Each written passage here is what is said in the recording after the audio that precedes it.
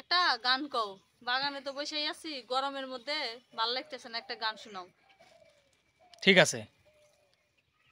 ইট পাথরের ঘরেতে মন বসে না গরমে, তাই তো আইলাম বাগানে, তাই তো আইলাম বাগানে। ইট পাথরের ঘরেতে মন বসে না গরমে, তাই তো আইলাম বাগানে, তাই তো আইলাম বাগানে। এই বাগানেতে আইসা দেখি কোনো বাতাস নাই, তারপরেতে বসে আছি বাতাসের আশায়। এই বাগানেতে আইসা দেখি কোনো বাতাস নাই, তারপরেও বসে আছি বাতাসের আশায়। পারতাম যদি থাইকা যাইতে এই বাগানের ভিতরে, ঝিনুক মালা গলায় দিয়া থাকতাম শুয়া দুপুরে। মন বসে না ঘরেতে গরমের জ্বালাতে, তাই তো আইলাম বাগানে, তাই তো আইলাম বাগানে।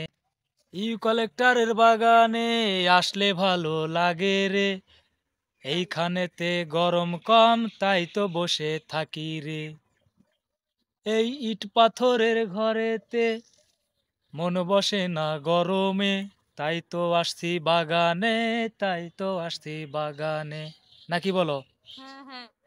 এই বাগানেতে আইসা দেখি কোনো বাতাস নাই, তারপরেও বসে আছি বাতাসের আশায়।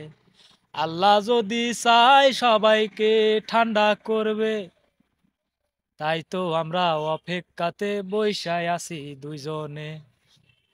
মন বসে না ঘরেতে এই গরম, তাই তো আইলাম বাগানে, তাই তো আইলাম বাগানে। এই গরমে জীবনটা ঝালাপালা হয়ে যাচ্ছে।